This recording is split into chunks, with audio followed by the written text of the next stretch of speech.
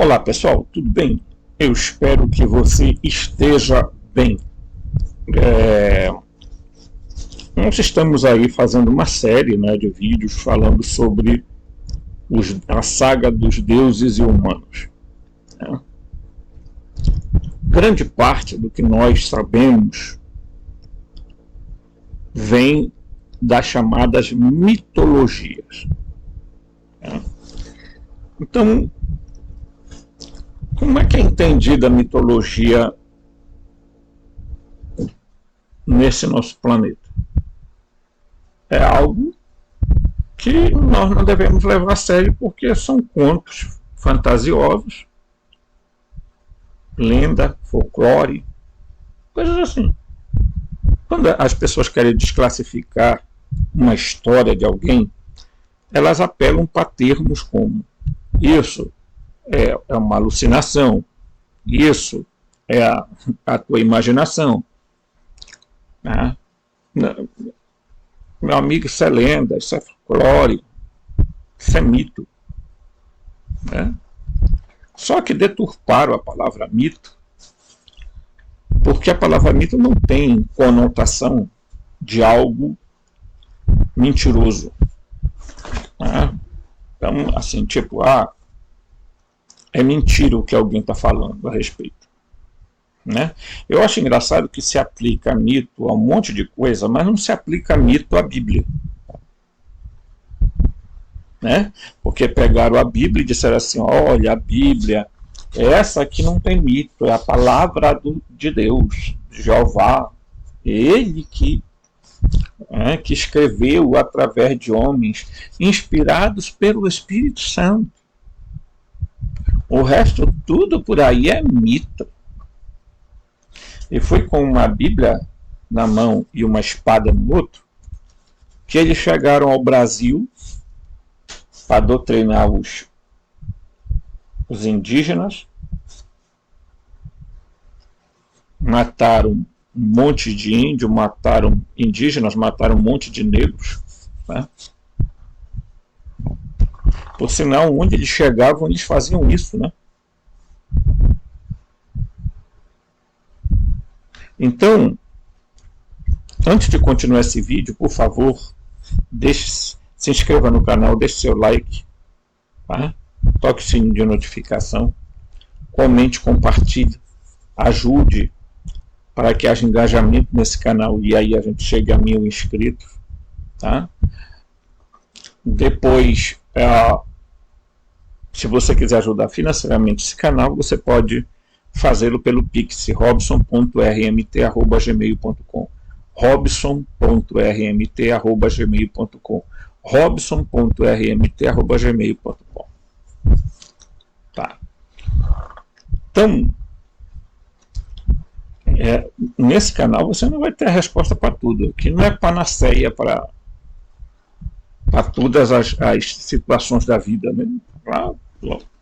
Imagina se eu vou ter a pretensão de aqui, né, dizer tudo, né? Não, né? Aqui a gente vai em busca. Olha, pessoal, não é fácil fazer conteúdo para o YouTube. Primeiro porque a gente vê que as pessoas, quando se interessam, às vezes na tentativa de, sei lá, de achar que o camarada, eu estudo gnose cristã, eu não estudo gnose egípcia, gnose assíria, gnose chinesa, eu não estudo nada disso. Eu estudo gnose cristã, os códices de Nag Hammadi. Aqui a gente usa 4 elementos, acrescenta alguns, mas a base são 4 elementos, tá? Que são as tabuletas da Suméria, os diversos escritores que falam deste assunto, a Bíblia, os escritos de Corã e os escritos de Nag Hammadi.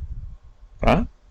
Aí a gente aqui usa o livro de Conry, usa o livro de Urântia. No entanto, aqui ninguém está pregando nada, nenhuma religião. Tá? Estamos aqui apenas correndo atrás de informações para a gente tentar encontrar respostas para a nossa existência na Terra. Ok? Tá? Muito bem. Dito isso, quando nós começamos a falar sobre os deuses, nós já falamos, não é? Sobre, tá, o Anu, o deus pai da Suméria. Falamos sobre o Urano, que tem relação com El. Tá? O deus lá das regiões, né, aonde estavam Babilônia, Síria, os cananeus, os heteus, os hititas, né? Então, o panteão mesopotâmico,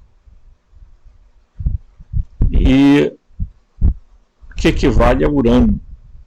Tá? A gente viu toda aquela relação. Né? Aí as pessoas ficam sempre me perguntando como é que esses seres estão nas esferas, né? Porque eu volto a dizer que Ptolomeu, tá? E Aristóteles tinham uma cosmovisão bem diferente, tá? Tem muita informação, mas eu preciso escolher as informações que eu vou colocar aqui. Tá? Então vamos começar. Primeiro eu vou dar uma informação. Tá? Aqui, ó. No início vale lembrar que, tá? Certo? A definição do vocábulo, qual vocábulo? Do éter, tá? Identificação do vocábulo que representa um dos focos centrais deste estudo, ou seja, o éter. Ok? Porque o éter está por trás de tudo que a gente está fazendo aqui, tá? Bem aqui, ó, certo? A palavra éter vem do grego aéter. Então, se alguém me perguntar o que é a éter, é éter. A éter quer dizer grego, é um termo grego, do verbo aitó, que significa queimar, fazer brilhar. Aquele que impera na mais alta região do ar. Do latim, aéter, né? Eris, quer dizer éter, depois do céu. O éter é a quinta essência, como também foi chamado, tá? Permeou a história humana através dos tempos, ora como integrante essencial na constituição do cosmos, ora como motivador de novas hipóteses, alicerçou importantes teorias ao longo da história. O conceito de éter foi sendo modificado, tanto que se refere à sua própria constituição, no que se refere à sua própria constituição, quanto ao modo como se integrava e imaginava com os diferentes fenômenos. Tá? Então, para você entender a saga dos deuses, e para você entender a visão cosmológica dos gnósticos, você precisa, né, entender alguns princípios. Do contrário, fica difícil, né? Como é que você vai entender que os sofitas diziam que os arcontes estão aqui, né, no sétimo céu, tá? Ok? Aqui estão nos 7 céus. Como é que você vai entender isso aqui?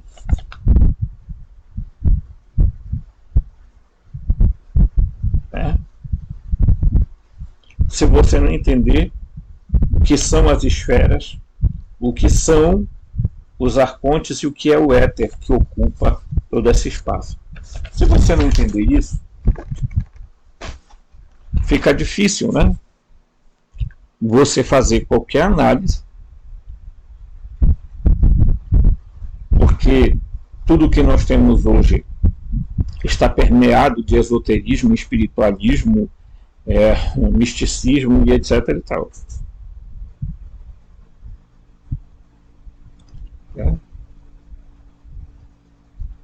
Ainda que a gente tenha que entender a metafísica, e precisamos entender, há um problema sério relacionado a isso. Gente, pelo amor de Deus.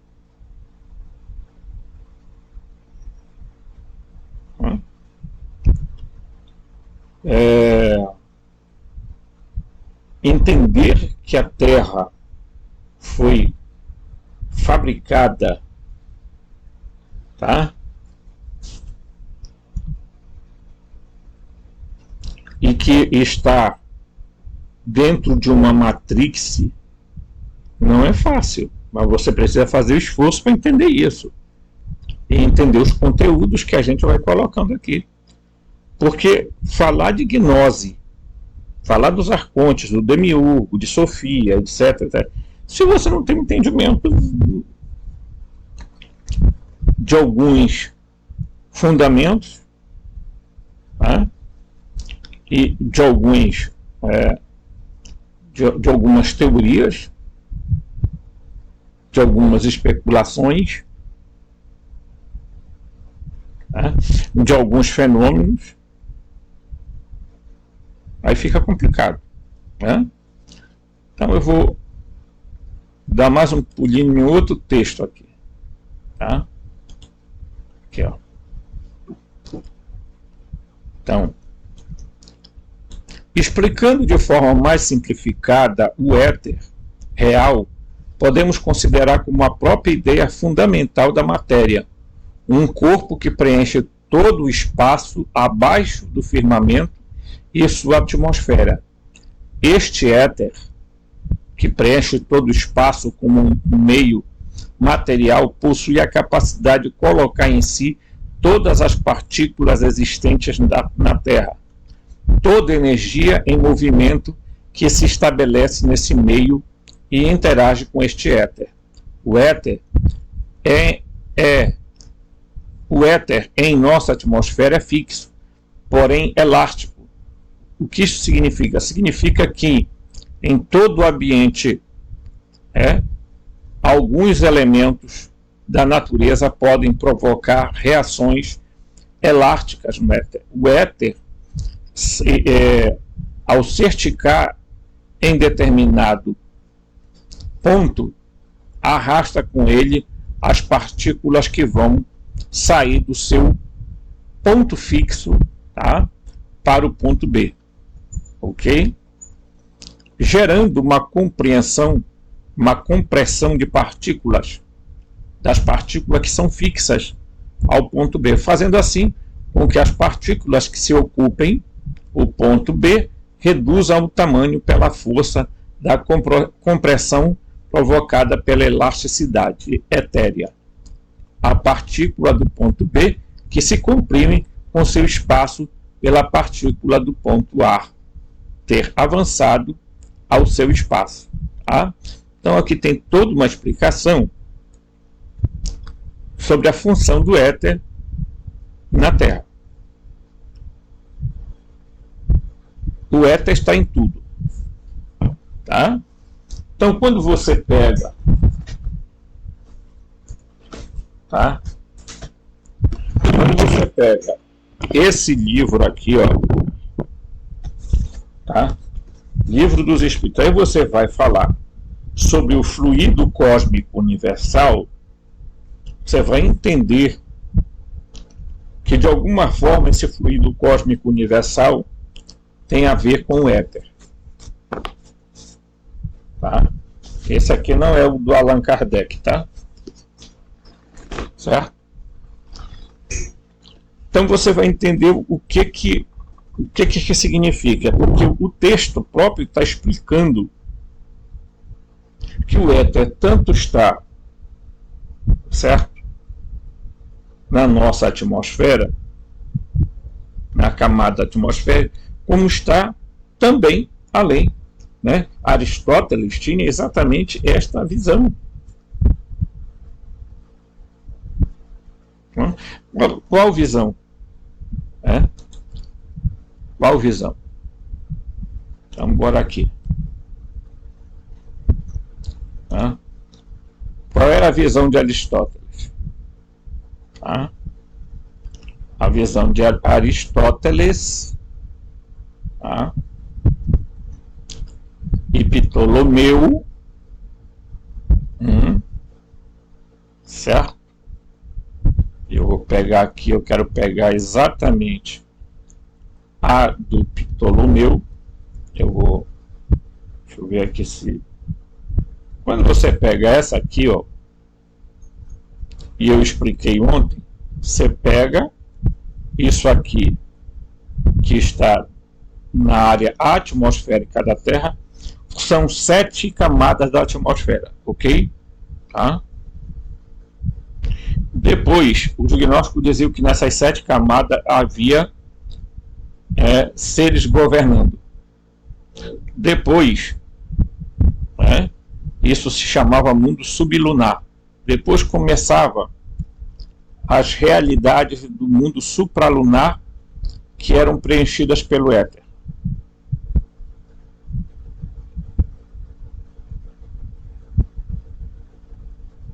Tá? Os gnósticos tinham essa visão.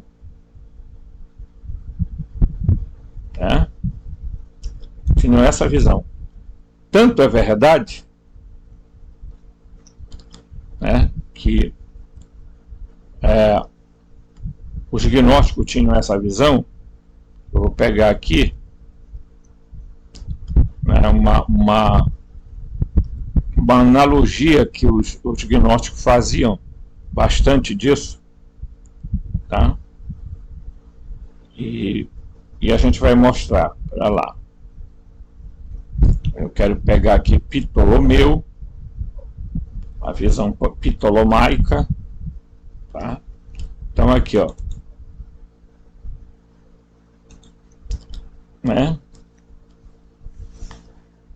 o Ptolomeu acrescentou as ideias de Aristóteles mais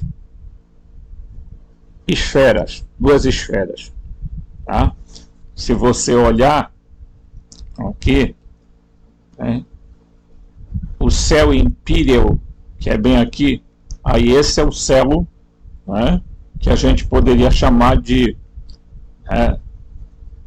espaço, do pleroma. Aqui, ó, ele escreve, tá? Deimum coeli, primum mobile 2. Escreve bem aqui, ó. 2 não, isso aqui são as casas do zodíaco, não tem nada a ver com 2 isso aqui não, tá? Primum mobile, e aqui ele tá, olha aqui, ó, ok? Aí ele acrescentou também nono, isso aqui quer dizer 10º céu, 9º céu, tá? O cristalino tá aqui, ó. Ok? E aqui tá, aqui, ó, o oitavo céu, Uranum. Olha aqui, ó, firmamento. Portanto, ele quer dizer que isto aqui, o firmamento, Uranu, é o céu de Urano. Ele está dizendo que é o firmamento, que é a mesma palavra de Raquia, tá? É a mesma palavra de Raquia, que queria dizer a região que separava, tá? Então, firmamento vem de algo firme, algo sólido, ok? E ele está claramente indicando aqui que é Urano, tá?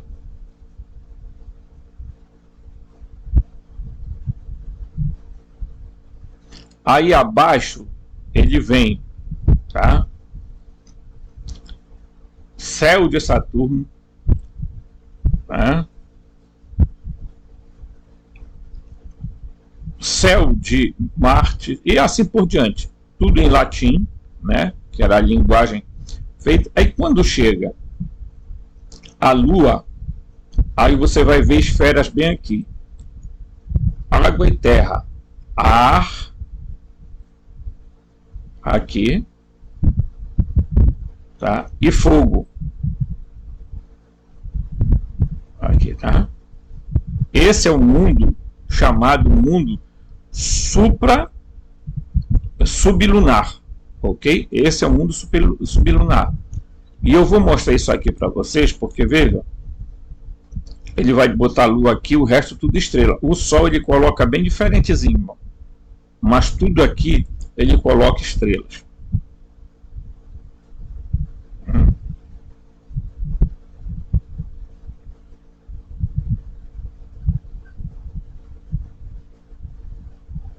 Certo? Aqui tudo dentro dessa cosmovisão, tá? Eles não tinham a visão de que os planetas eram o que a NASA diz hoje, tá? Certo? E esse é o céu que em latim é imperium,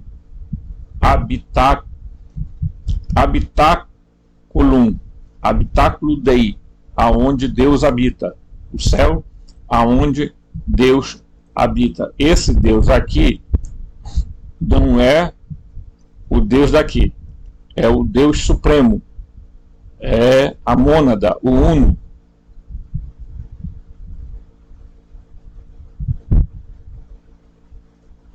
E o que era que preenchia o espaço de tudo aqui? O éter. Abaixo, nós vimos agora há pouco o escritor dizer: o éter está também no nosso espaço atmosférico. Nós sabemos que a atmosfera aqui da Terra vai até a Lua, mas a ciência, eu já mostrei aqui, mostra que a atmosfera vai além da Lua.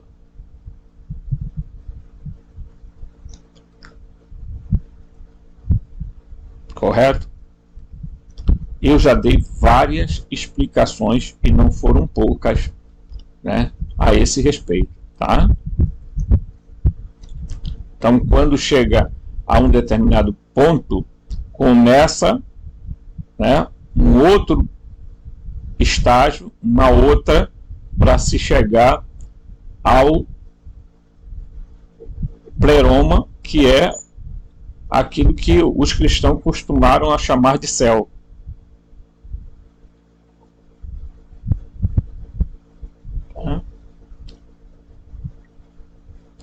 Então, às vezes as pessoas ficam repetidamente me perguntando o que vem e depois, e depois, e depois, né? Então, né?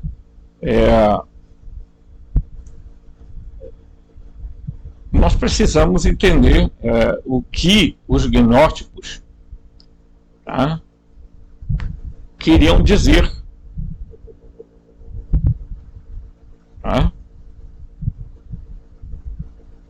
Queriam dizer.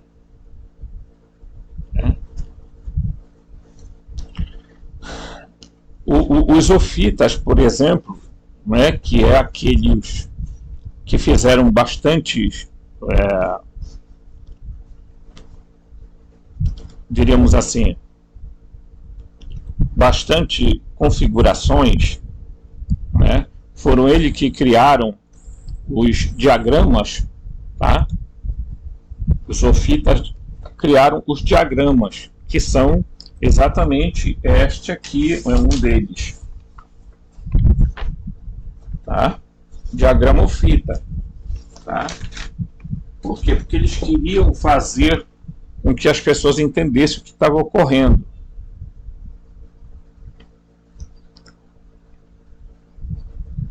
Tá? O éter muitas vezes foi ligado à luz. Ele é um fluido,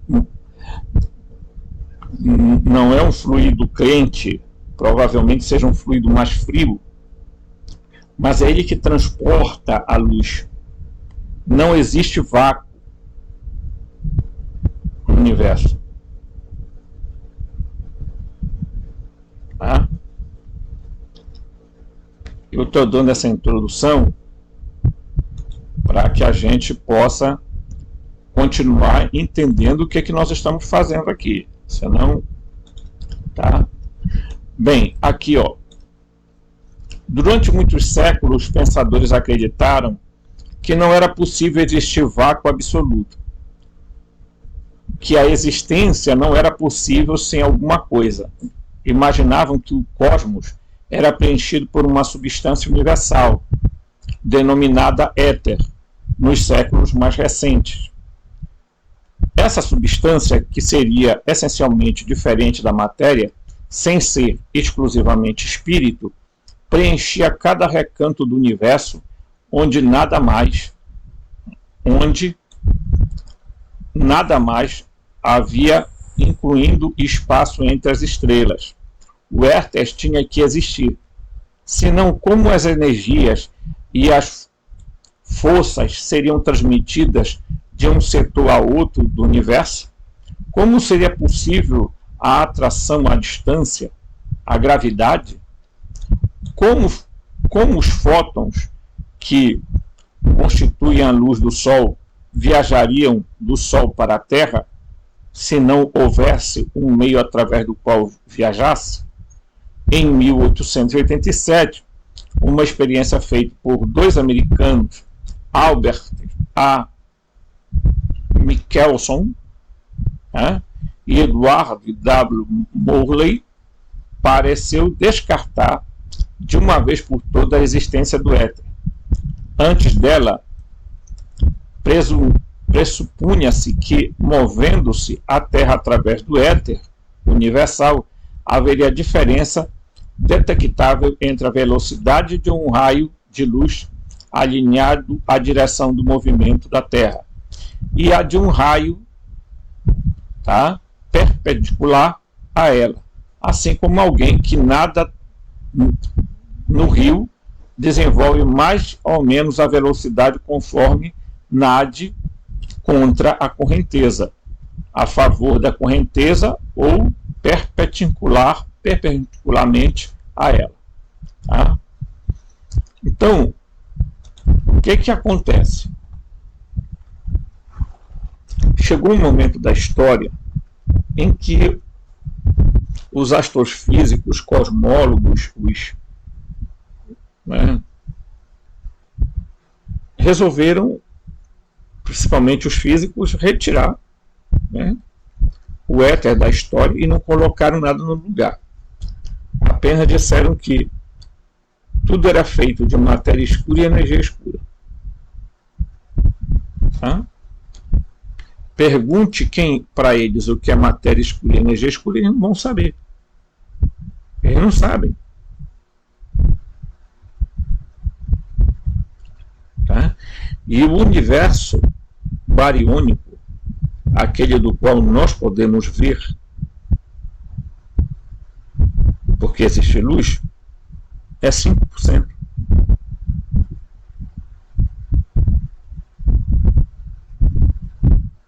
Você já imaginou 95% do plano Terra, do universo Terra, ser ocupado por um fluido chamado energia escura e matéria escura, de qual ninguém sabe, ninguém tem noção do que seja?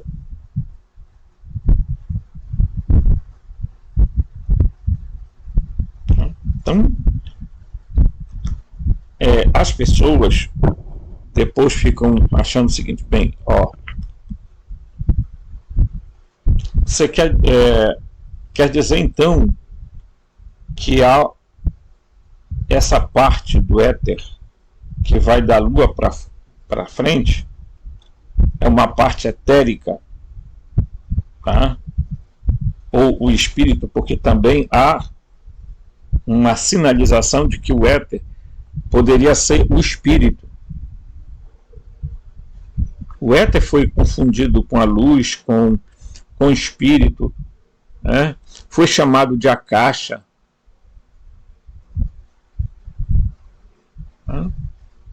Então você imagina esse caminho todo, tá? Para você entender. Ora, se você olha para cima e não entende, né? Então assim, eu fico muito achando assim estranho as pessoas. Né? Eu vou pegar aqui um texto da Bíblia grega, isso aqui, Novo Testamento Interlinear, e aí a gente vai aqui em Mateus, né? Vamos aqui em Mateus ver o batismo de Jesus, tá?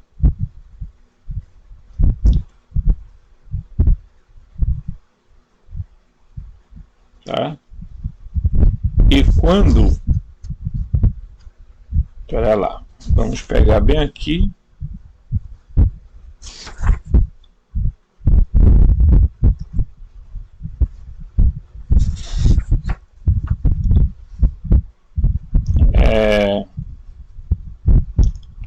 Vamos ver.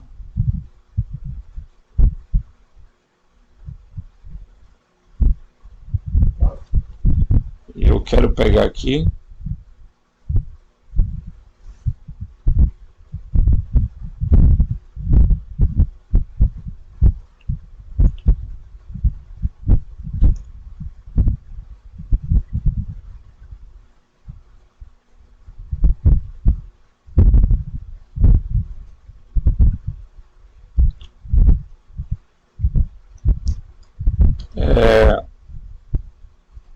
Aí aqui, vai dizer o seguinte, eu vou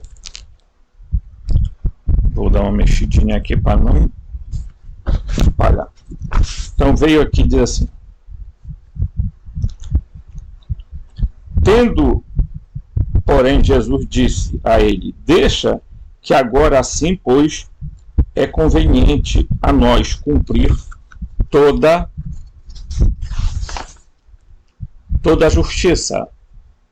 Então permite-lhe, tendo sido batizado, Jesus imediatamente subiu a água, foram abertos para ele os céus, ouranoi, plural, foram abertos para eles os céus, ouranoi, bem aqui, bem aqui, ouranoi, tá bem aqui, foi aberto o ouranoi. O que queria dizer aquilo? Foi aberto o espaço, foi aberto a atmosfera, se abriu ali a atmosfera, tá? E aí desceu do céu uma pomba, que simbolizava ali outra coisa completamente diferente do que o pessoal fala sobre o espírito, e uma voz que veio da onde? Do espaço, da atmosfera, disse: eis o meu filho amado em que ele me comprou. Veio da atmosfera, porque evidentemente eles não estavam falando de abrir o céu, tá? Lá, o céu de Urano. Eles estavam falando, abriu os céus. As diversas camadas se abriram para quê? Para que aquele, tá? Que não era um espírito, era um equipamento voador, que o ruach, em hebraico, é de fato, né, símbolo de uma máquina voadora. Tem procurem aí ruach, né? Era uma nave aonde os Elohim viajavam, tá? Então você imagina o seguinte: como é que você vai entender evangelho se os caras não entendem grego, não entendem a filologia, não entendem expressões corretas dos termos? Aí querem ler a Bíblia, não entende a filologia hebraica, a literalidade das coisas. Vai entender? Vai. Os céus que está se falando não tem nada a ver com pleroma, tem nada a ver com céu, esse céu dos cristãos. Está se falando de espaço, atmosfera. E eu já expliquei isso usando, né, como exemplo, tá? Um livro aqui, ó, A Conspiração Divina, de Dallas Willard. Não, eu dou fundamento. Aqui a gente ensina, mas a gente dá fundamento. A gente tem as fontes, tá? Ao contrário de muita gente que fica dando informação, você pergunta a fonte, eles dizem: a espiritualidade que falou, um ser de outro planeta falou para mim. Me poupe, né?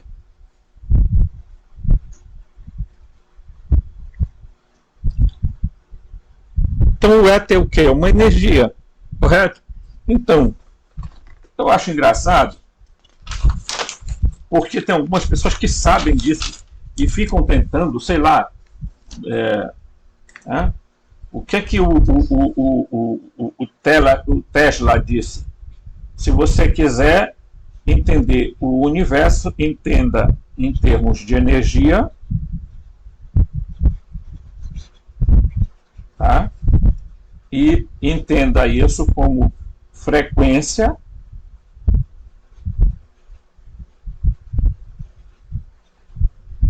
vibração. Ok? Você vai entender a densidade.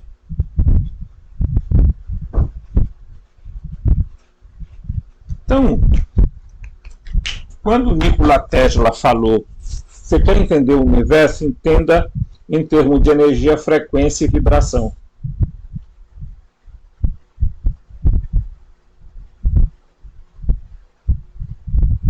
E eu já disse aqui que os 4 elementos primordiais são tá? Vou mostrar aqui. Luz. Isso aqui quer dizer energia, tá? Isso aqui é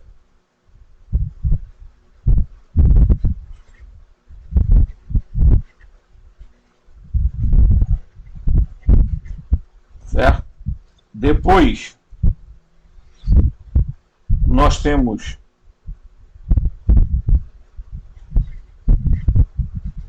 o som, tá? Que é a frequência.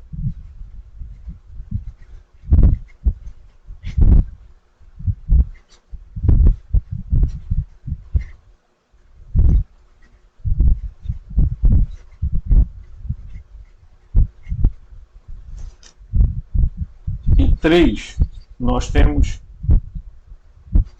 movimento.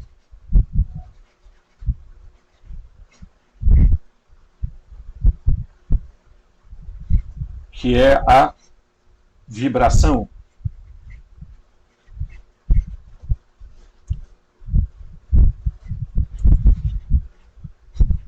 Isso aqui é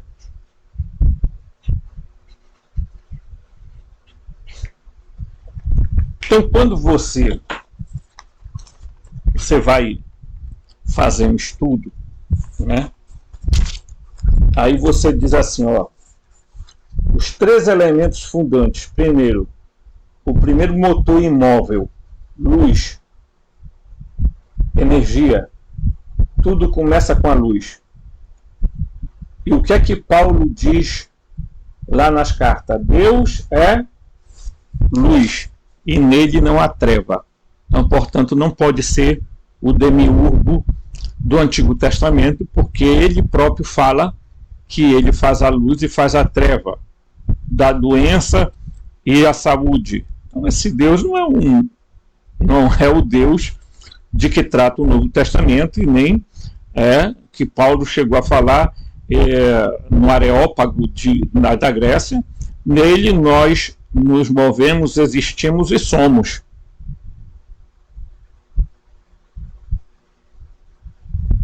Ok?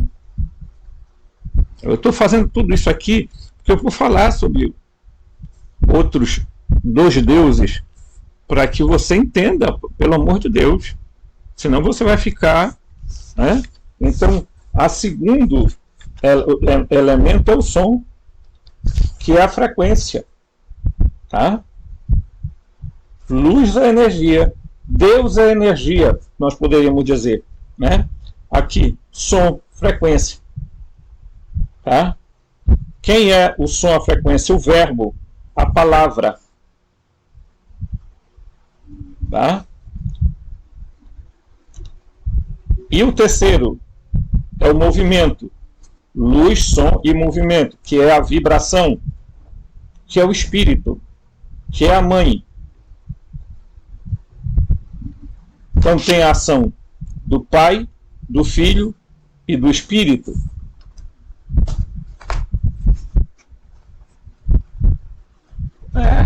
Né? Você pega. Qual é o motor imóvel do universo? Tá? A mente. Certo? O nous, a mente, o pensamento, o Pai.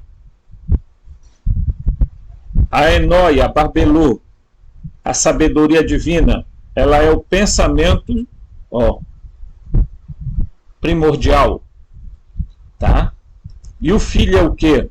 O pensamento ativo, logos, verbo, pensamento em ação. Portanto, você poderia pegar,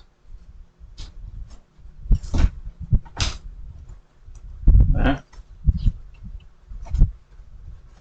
Você poderia pegar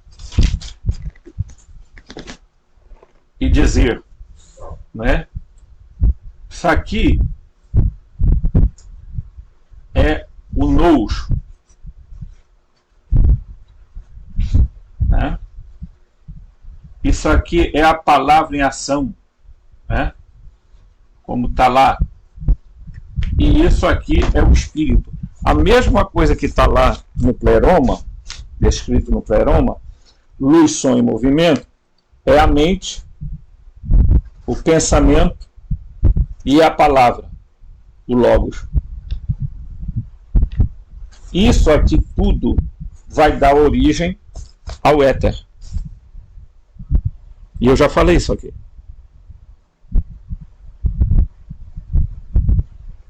Se você não entende esse contexto,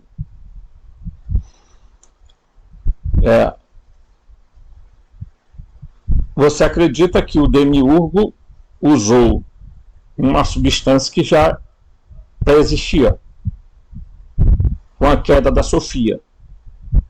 O impacto da Sofia no Kenoma, no vazio, no sentido de caos, mas nós diríamos mais, a Sofia cai e cria um impacto no éter.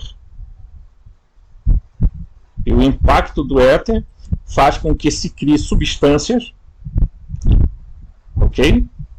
Para que o demiurgo fabricasse a Terra. Tá? Então, bem aqui diz, né? O vácuo, no uso mais comum da palavra, significa espaço vazio. Na cosmologia, ele é utilizado para se referir ao espaço cósmico, na ausência da matéria. Na física clássica, tal espaço era considerado passivo, sem substância, e euclidiano, isto é, plano. Mas no século XIX, os físicos especularam que o espaço cósmico não está realmente vazio. Ele é preenchido por um campo de energia invisível que eles chamaram de éter luminífero. Acreditava-se que o éter produz atrito quanto aos corpos se movem através dele.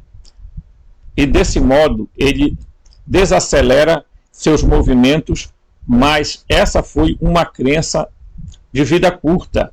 Na virada do século XX, os famosos experimentos, eu já citei eles aqui, não conseguiram observar o efeito esperado. Tá? Por isso eles resolveram, tá?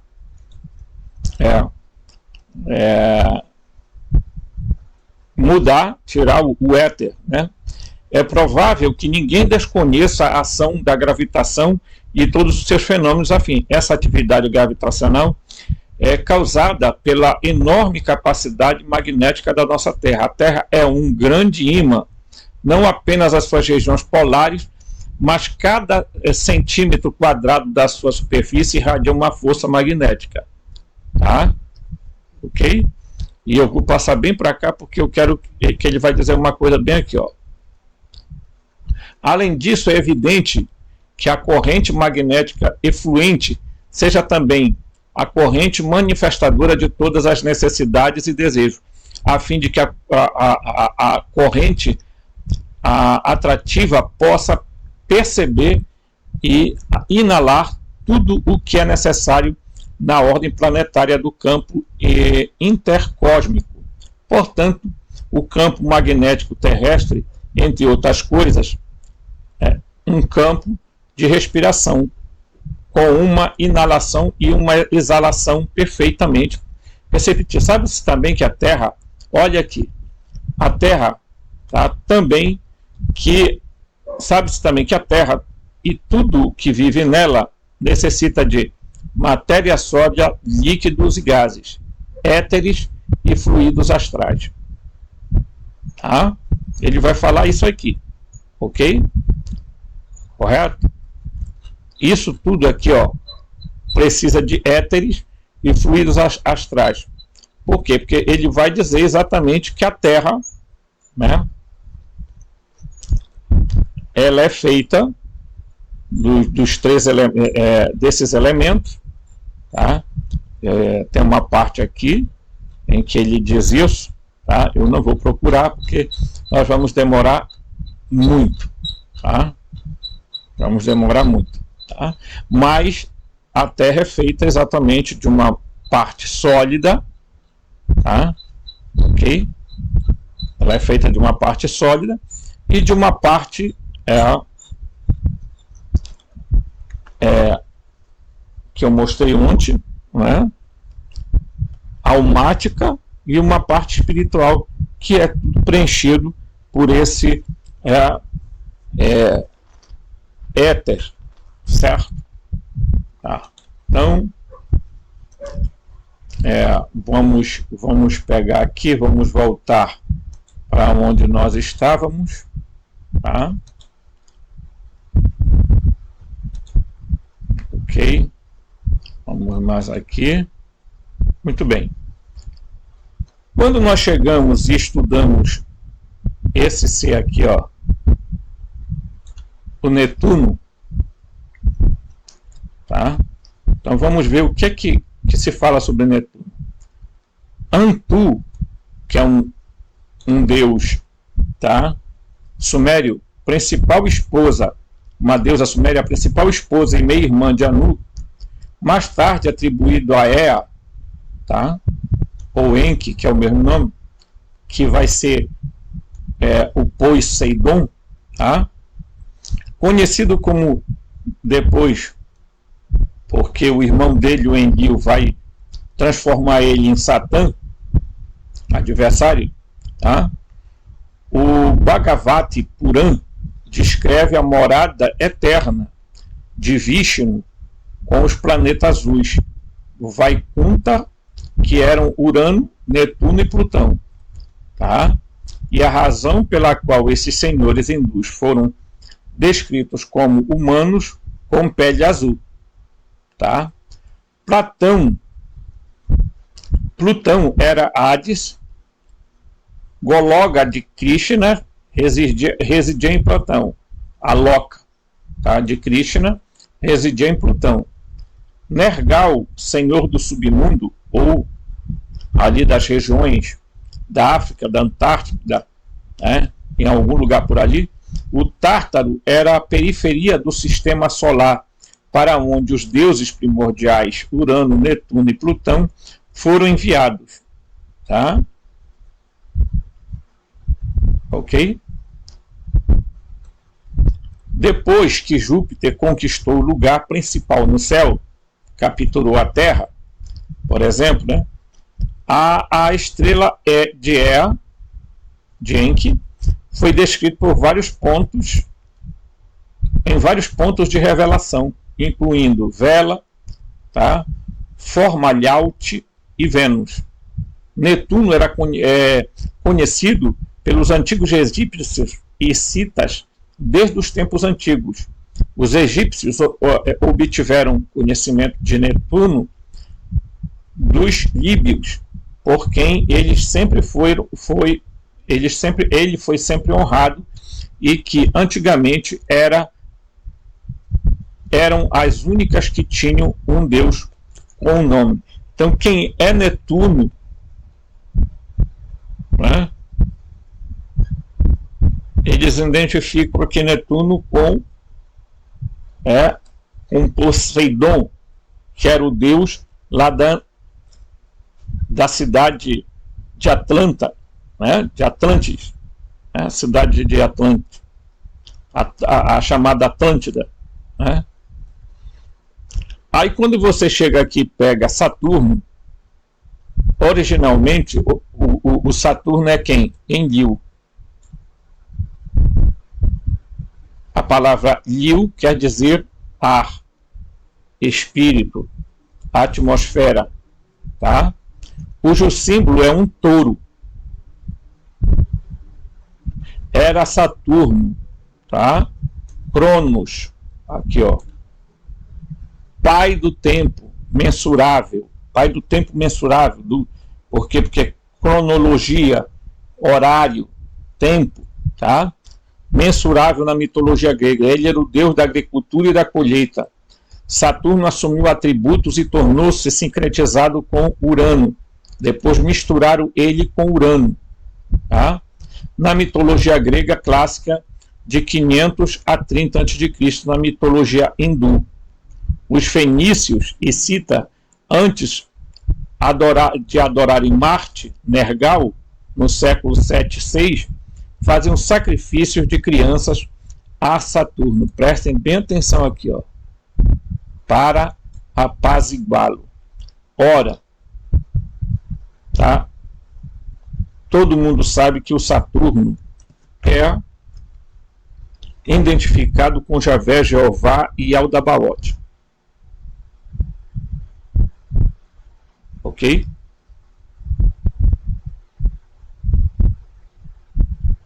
Prestem atenção nisso. Tá? Não é que eles se transformaram nos planetas.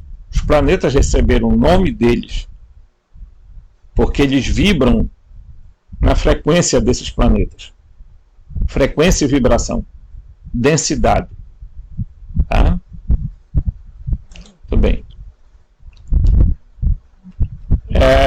Em memória de Saturno engolindo seus filhos, né? Capturando os planetas de Urano, conforme recordado na mitologia grega, Hélio foi o primeiro rei dos egípcios, sendo seu nome o mesmo da estrela celestial. Alguns sacerdotes, no entanto, dizem que Hefesto foi o primeiro rei deles, pois foi descobridor do fogo e recebeu o governo por causa desse serviço à humanidade. Então Cronos se tornou o governante e, ao se casar com a sua irmã Réa, gerou Osíris e Ísis. Quando Marduk se tornou governante superior de seu pai, Enki, tá? Quando Marduk aqui, ó, Marduk depois no Egito vai ser conhecido como Ra, tá? Se tornou governante superior, seu pai Enki suplantou representando Saturno e El, tá? Olha aqui, ó. Por que que o povo da Bíblia confundiu o Javé, fundiu Javé com El? Tá? El é singular, de Elohim. Tá? Então ele suplantou Hélios. O sábado de El foi chamado de Saturdias, né?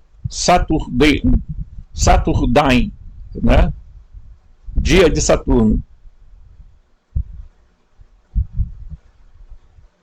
O sábado é chamado dia de Saturno. E o que é que o Deus da Bíblia vai fazer? Vai dizer que o sábado deve ser reservado a ele, como descanso.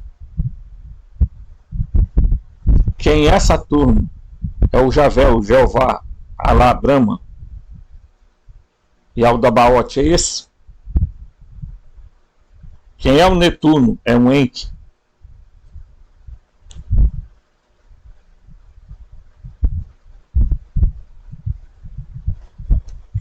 Tá? Vamos lá. Então, passou a ser sábado. Preparatio Evangelica, né? Cronos, El, foi identificado na estrela de Saturno. Só que El é Anu e não Saturno. Saturno é quem? Enlil, Javé. Ok? Certo? Que fique claro isso aqui. Tá? Essa declaração é citada por Eusébio da redação de Filo, da perdida história fenícia de Sacuniaton. Alguns escritores clássicos, entre eles Tácito, tá, alegaram que os judeus eram adoradores de Saturno.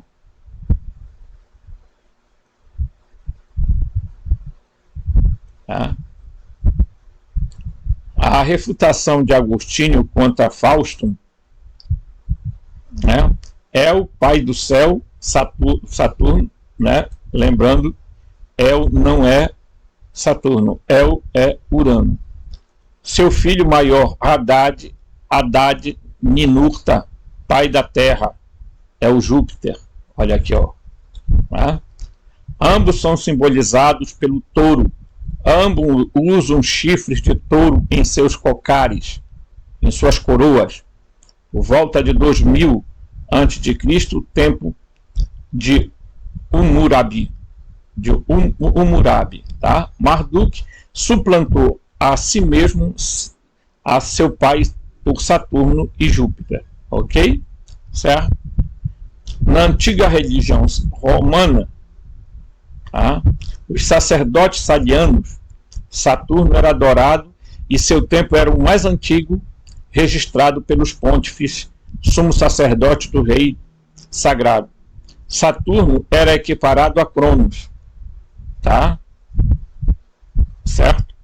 Cronos era equiparado ao deus cartaginês com chifres de carneiro, né?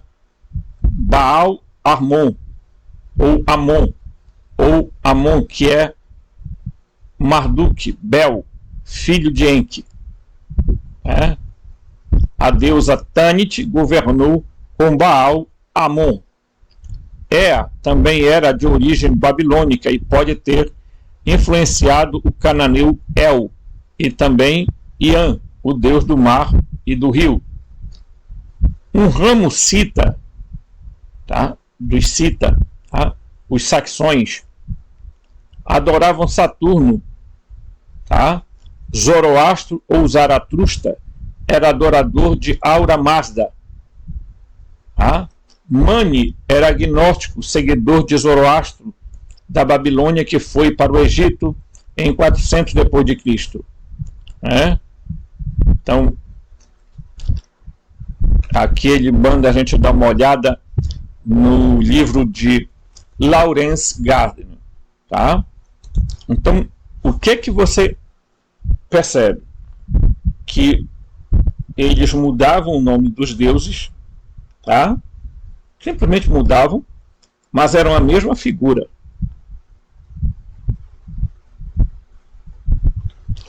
E ligavam esses deuses às estrelas errantes, aos astros errantes, ou planetas, como você quiser chamar. Então, Cronos é Javé, é o Enlil, é o Ialdabaoth, é o deus da guerra, tá? O povo sacrificava para Saturno crianças.